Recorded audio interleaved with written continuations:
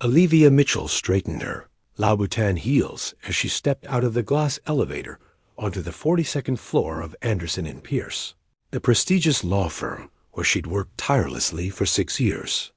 At 34, she was the youngest senior associate in the company's history, but that achievement had come at a steep price. 3 divorce proceedings had passed through her office this month alone, yet it was her own failed relationship that haunted her most. Michael had left last week, his parting words still stinging. "You're married to your job, Liv. There's no room for me." The New York skyline glittered beyond the floor-to-ceiling windows as Olivia pushed through another 14-hour day. Her assistant had left hours ago, leaving behind a sandwich that remained untouched on her desk. The building had grown quiet, the cleaning crew making their rounds as midnight approached. She hadn't eaten since yesterday's coffee and protein bar. Her vision blurred as she reviewed the Henderson merger documents, the words swimming before. Her eyes standing to retrieve a file. Olivia felt the room tilt. A sharp pain shot through her temple as dark spots clouded her vision. She reached for her desk, but found only air. The last thing she heard was the crash of her water glass against the marble floor before everything went black. James Rodriguez, 56 years old with salt and pepper hair and hands calloused from 30 years of honest work, was emptying trash bins when he heard the crash. He'd been working nights at Anderson and Pierce for almost a decade, watching the young lawyers come and go, burning out in the relentless pursuit of success. Most never acknowledged his existence beyond an occasional nod, if they noticed him at all. He rushed toward the sound, finding Olivia crumpled on the floor, her breathing shallow, her designer suit contrasting starkly against the cold marble. Without hesitation, James knelt beside her, checking her pulse while dialing 911 with his free hand.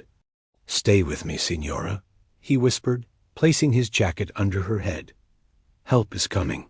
As sirens wailed in the distance, James gently brushed Olivia's hair from her face.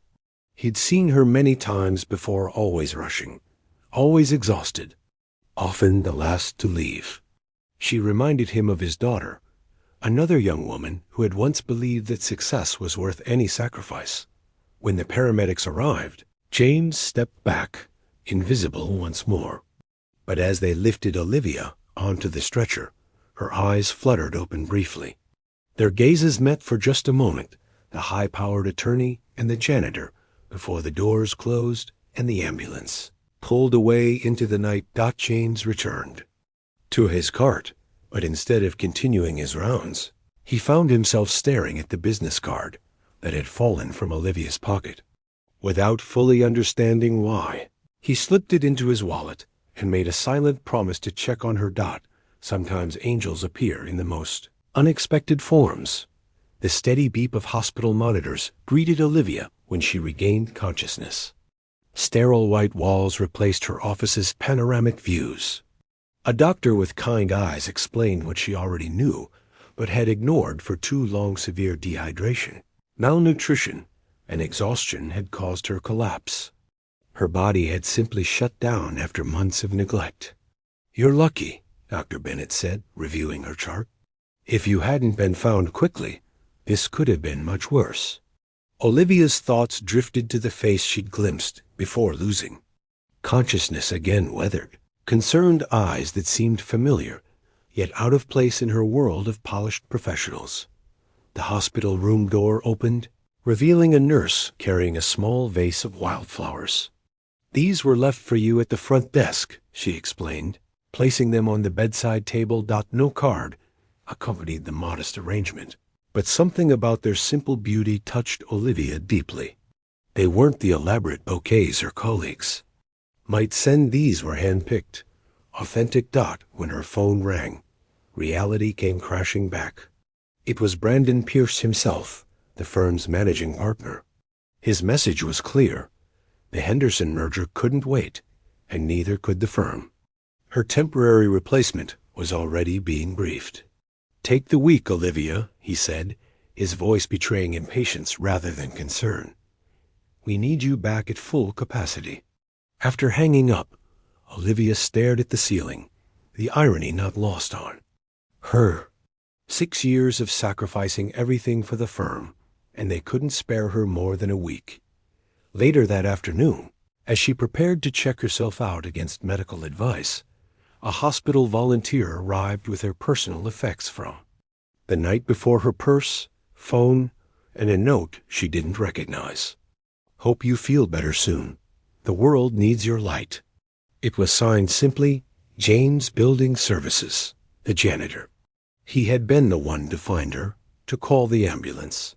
He had seen her at her most vulnerable. And now, while her colleagues were already replacing her, this stranger had brought her flowers and left a note expressing genuine concern. Something shifted inside Olivia as she folded the note carefully and placed it in her wallet.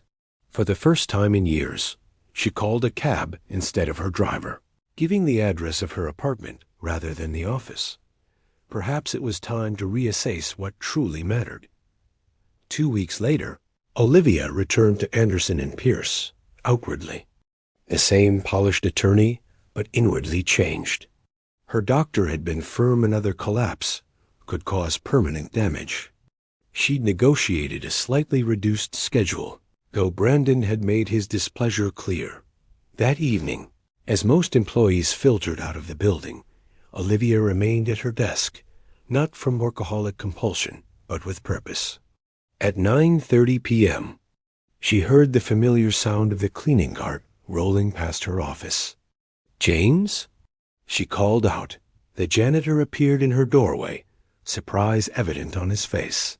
"Ms. Mitchell, good to see you back. Are you feeling better?" "I am, thanks to you." She gestured to the chair across from her desk. "Would you have a moment to talk?" Hesitantly, James sat down, his work-worn hands resting awkwardly on his knees. "I didn't do anything special, Mom."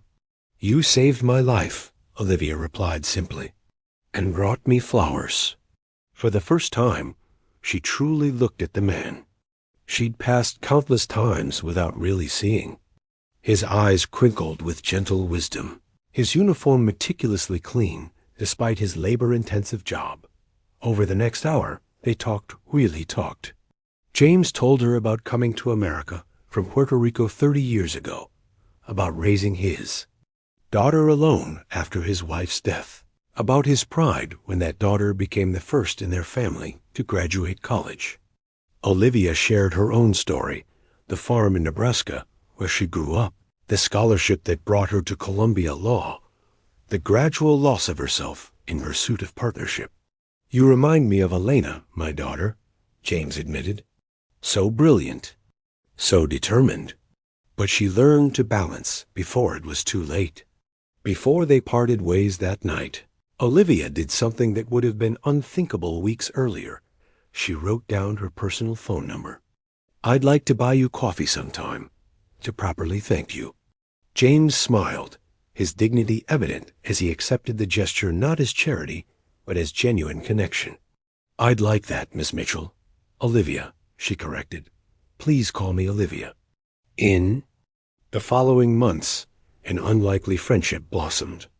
James became the confidant Olivia never knew she needed, his perspective grounding her when the firm's demands threatened to consume her again. They met for coffee every Thursday morning before work, a ritual Olivia protected fiercely in her. Calendared out what her colleagues couldn't understand, and what Olivia herself was only beginning to realize, was that James had become more than her rescuer. He had become her compass, guiding her back to the person she'd once wanted to be. 6 months after her collapse, Olivia sat in Brandon Pierce's office, facing a choice that would define her career. The Henderson merger had evolved into the firm's biggest case, and Brandon was dangling the ultimate reward: early partnership. If she took lead counsel, the catch? It would require her complete dedication for the next year, including relocating temporarily to London. "This is what you've been working toward, Olivia," Brandon reminded her. "This is your moment." Once, she would have accepted without hesitation. Now, she asked for time to consider a request that clearly baffled her boss. That evening, as snow fell softly outside her Upper East Side apartment, Olivia hosted James and his daughter Elena for dinner. Her home, once a showcase of expensive but impersonal design, had gradually transformed with photographs and mementos that told the story of her rediscovered self. While Elena helped in the kitchen, James noticed Olivia's distraction. "The big decision?" he asked quietly. She nodded, explaining the partnership opportunity and what it would require. "What does your heart tell you?" James asked the question, so simple yet profound. Before she could answer, her phone rang the hospital. Elena had collapsed in the kitchen. History was repeating itself, but this time, Olivia was the one who called the ambulance, who rode along holding Elena's hand, who waited anxiously in the sterile hallway beside James. When the doctor emerged, his expression was grave. "It's her heart," he explained. "She needs surgery soon." James's face crumpled. "The insurance, it won't cover everything." "I've been saving, but—" "Don't worry about that," Olivia interrupted, her decision crystallizing in that moment. "I'll take care of it." Later that night, as Elena slept in her hospital room, James stepped into the hallway where Olivia was making calls. "You can't do this," he protested. "It's too much." "You saved my life," Olivia replied simply.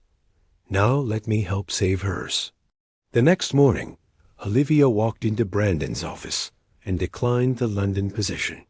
His incredulity turned to cold. Anger when she explained her need for a more balanced schedule to help support a friend through a health crisis. "This isn't the Olivia Mitchell I hired," he said dismissively. She smiled, feeling truly free for the first time in years. "No," she agreed. "It isn't." 1 year later, Olivia stood before the mirror in her new office, straightening the nameplate on her door. Olivia Mitchell, Partner Mitchell, and Associates. After leaving Anderson and Pierce, she had founded a boutique firm specializing in nonprofit law and work-life balance advocacy, inspired by her own journey and by Elena's recovery. The spacious corner office featured something unusual for a law firm, a small maintenance closet, converted into a coffee station where James now worked part-time as office manager while pursuing his GED. At 60, he had finally found the opportunity to pursue his own dreams, encouraged by the woman whose life he had saved. Their Thursday coffee ritual continued, now joined by Elena and occasionally by Thomas, the cardiac surgeon who had operated on Elena and who had recently begun bringing Olivia flowers, not wildflowers this time, but elegant roses that matched the blush in her cheeks whenever he was near. That morning, as sunlight streamed through windows overlooking a different part of the Manhattan skyline, Olivia's new assistant interrupted their coffee with an urgent call. A major foundation wanted to retain their services, impressed by Olivia's recent successful advocacy for mandatory wellness programs in corporate environments. As Olivia took the call, James watched with quiet pride. The driven young woman he'd found collapsed on the floor had transformed, still ambitious, still brilliant, but now anchored by authentic connections and purpose. When she returned, excitement dancing in her eyes, James raised his coffee cup. "To guardian angels," he toasted. Olivia smiled, completing their ritual. "And to second chances." Later that evening, as Olivia locked her office door, she paused to look at the framed note on her wall, the original message James had left at the hospital a year ago. Beside it hung a small painting Elena had created during her recovery. An angel without wings, but with a janitor's keys in hand. Sometimes, Olivia reflected, collapse isn't an ending, but a beginning. Sometimes we need to fall before we can truly rise. And sometimes, the most unexpected people become our greatest blessings. As she stepped into the elevator, Her phone chimed with a message from Thomas. Dinner tonight? Olivia smiled and replied with one word, yes. This time, she was heading toward a future built not just on success, but on the foundation of genuine connection. A lesson learned from the janitor who became her guardian angel.